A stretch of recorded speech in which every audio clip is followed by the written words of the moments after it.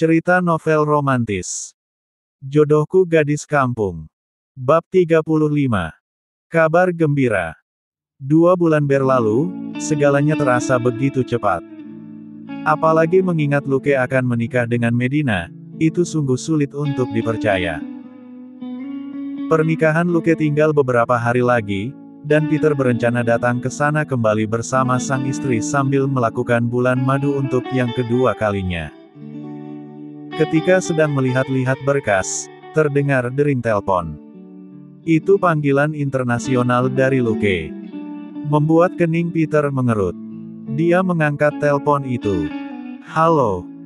Tenang saja, aku akan datang ke sana dan tidak mengacaukan apapun. Kau mau apa?" "Kapal pesiar untuk bulan madu." "Tidak, jangan datang ke sini." "Apa?" tanya Peter yang ikut kaget. "Luke, apa kau mabuk?" "Tidak, jangan datang ke pernikahanku. Aku tidak akan mengacaukannya, tenang saja. Aku akan datang dan melihatmu menikahi penyihir itu." "Aku bilang jangan datang, bodoh. Karena aku juga tidak akan datang." "Hah?" tanya Peter tidak paham. "Apa maksudmu?" "Aku akan menghancurkan pernikahanku sendiri. Kau tahu kakekku yang menginginkan ini." Peter tertawa. "Akhirnya kau sadar kalau dia itu adalah penyihir." "Ya, dan di sisi lain aku ingin menjaga anakku." Peter yang tertawa itu terhenti seketika. "Anak? Apa maksudmu?" "Ingat Rara, pembantu Medina. Aku tidak sengaja melakukan hal itu. Dan dia hamil, dia mengandung anakku." "Apa kau bercanda? Lihat pesan yang aku kirim." Seketika Peter membuka pesan yang dikirim Luke. Di sana ada bayi dalam inkubator yang sangat lucu. Dan mirip sekali dengan Luke. "Kau bercanda bukan? Rara mengalami koma. Dan kakekku tidak menerimanya, jadi aku menyembunyikannya di desa. Jangan beritahu siapapun, tapi katakan pada David supaya tidak datang ke pernikahanku." "Oke. Apa?" tanya Peter yang masih kaget. Saat telepon tertutup, Peter kembali memandang foto bayi yang dikirimkan Luke. Betapa miripnya bayi itu dengan Luke. Dia terlihat sangat tampan. Sebagai tambahan, Luke mengirim pesan susulan yang isinya adalah, "Luke namanya adalah Lukas. Dia tampan bukan? Dia akan jadi penerusku." Peter menggeleng tidak percaya. Bagaimana bisa bocah itu mendahuluiku? Seperti biasa, Winina menelpon dengan ayahnya. Di mana dia memberi kabar kalau dirinya akan datang ke sana akhir pekan nanti. Untuk masalah Yuri, dia mendekam di penjara. Yuri mendapatkan hukuman sebagai percobaan pembunuhan. Dan Rina tidak mempermasalahkannya, apalagi Winina memberikan rasa kasihan dengan meminta pengacara untuk tidak menuntutnya terlalu berat. Setelah selesai menelpon, Winina turun ke lantai bawah. "If, ayo kita pergi." "Baik, Nyonya." Hari ini Winina meminta If mengantarnya menuju ke toko buku untuk membeli beberapa buku bacaan baru. Namun saat akan melangkah keluar, Winina mengecup aroma enak. "Apa yang sedang pelayan masak, If?" "Kacang bawang, sesuai yang Anda inginkan, Nyonya." "Aku ingin memakannya sebentar," ucap Winina melangkah menuju dapur. "Tolong berikan yang sudah dingin padaku." "Silahkan, Nyonya." Winina menikmatinya. If yang melihat Winina memakan itu berlebihan mulai khawatir. "Nyonya, apa Anda baik-baik saja? Kacang ini terasa sangat enak, If. Kau mau?" "Tidak, terima kasih." Sampai Winina tidak sengaja memakan kacang yang gosong. Dia terdiam seketika. "Ada apa, Nyonya?" Winina tidak tahan, dia merasa mual. Membuatnya berlari ke kamar mandi dan memuntahkan semuanya di sana. Rasanya sangat pahit hingga membuat Winina mual. If segera menyusulnya. "Nyonya, Anda baik-baik saja?" Winina terus muntah tanpa mengeluarkan apapun. Yang mana membuat Eve curiga, apalagi dengan gerak-gerik Winina akhir-akhir ini. Nyonya, Anda harus pergi ke dokter kandungan.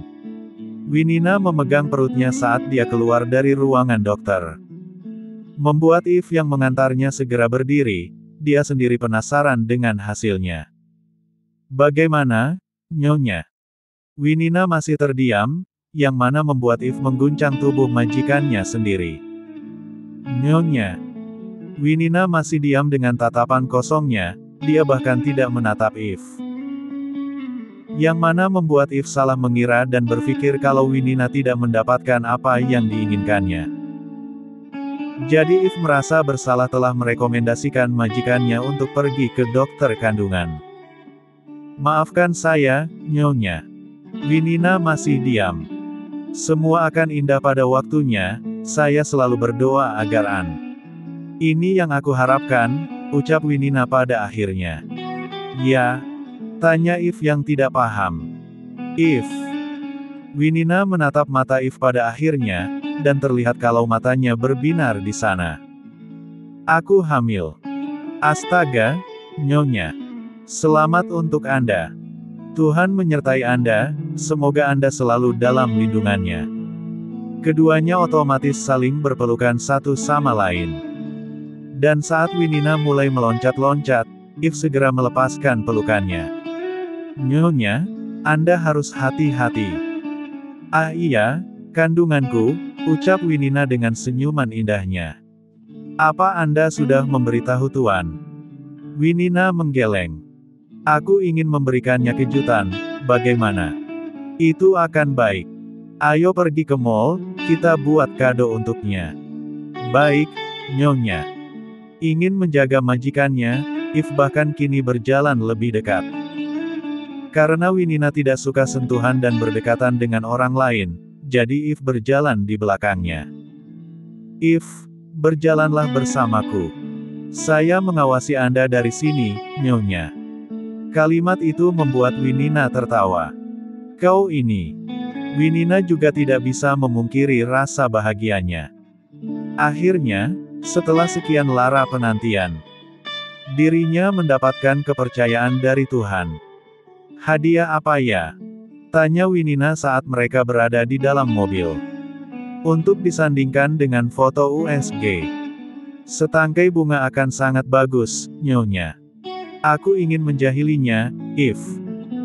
Bagaimana kalau kita beli kotak besar dan isi dengan kertas, dengan foto USG terkubur di dalamnya? Itu akan sangat bagus, Nyonya. Winina tersenyum dan memeluk perutnya. Ayo kita kejutkan ayahmu. Peter pulang pada sore hari seperti biasanya. Tidak mendapati sang istri berada di lantai 1, Peter langsung melangkah menuju ke kamarnya. Tapi di sana juga tidak didapati istrinya. Sayang. Panggil Peter. Tidak ada jawaban, membuat Peter buru-buru mencari keberadaan istrinya tanpa mengganti pakaian ataupun mandi. Sayang. Panggilnya di penjuru lantai 2. Karena tidak didapati, Peter kembali turun ke lantai utama. Dia bertanya kepada Eve, di mana istriku? Nyonya sedang berada di kebun belakang. Dia tahu aku pulang. Perlu saya panggilkan, Tuan? Ya, panggilkan dia, aku akan mandi dulu, ucap Peter kembali naik ke lantai 2. Peter mandi karena merasa sangat gerah.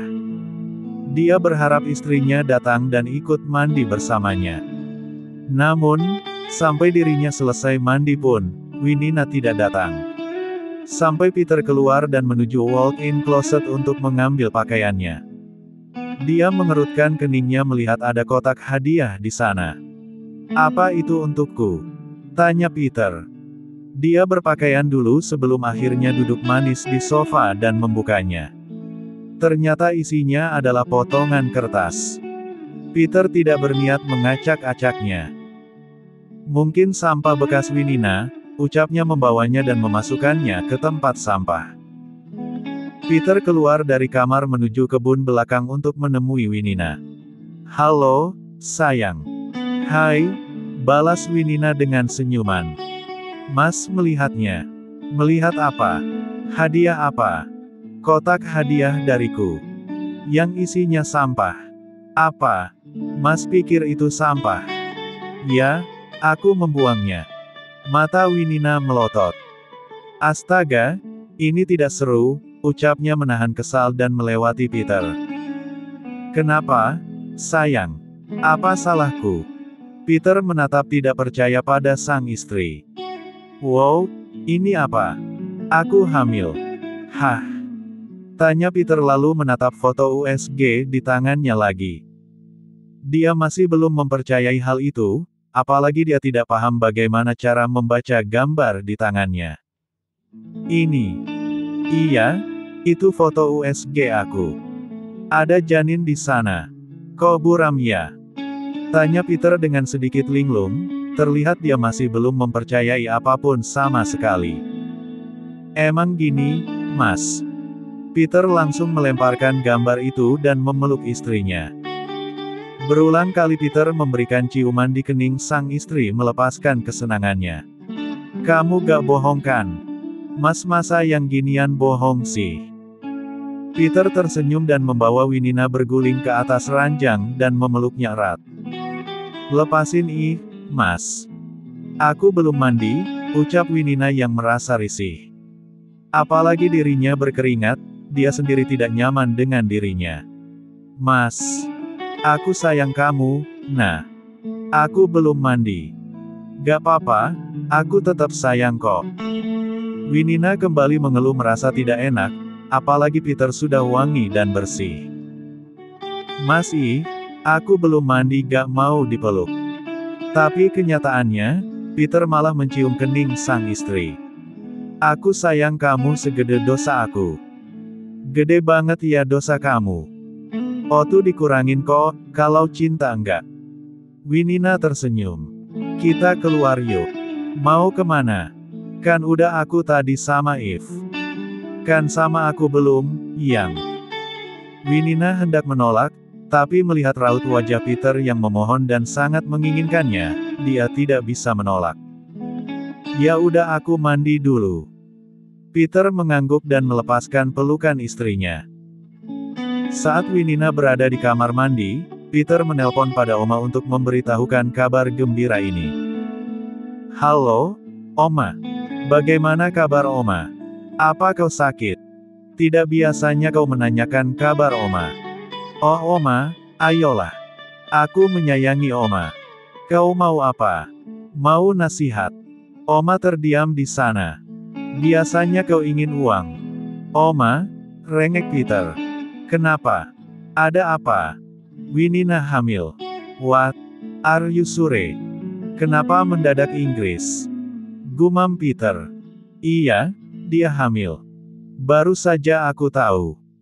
Jadi, bagaimana nasihat untuk aku yang sedang memiliki istri yang sedang hamil? Apa yang dilakukan Winina sekarang? Sedang mandi. Mandi sendiri. Oma pikir aku akan mengizinkan orang lain. Kau tidak takut dia terjatuh? Refleks, Peter mengumpat. Fuck. Tidak sopan kau bule tua. Oma, I love you. Bye. Kemudian Peter masuk ke kamar mandi begitu saja. Mas mau ngapain? Mau nungguin kamu. Malam ini mereka berencana makan di luar. Peter menggenggam tangan Winina selama perjalanan, selagi tangan lainnya sedang menyetir. Konsentrasi, Mas. Jangan pegang-pegang. Besok kita ke rumah orang tua kamu mau? Aku udah kasih tahu ayah lewat telepon.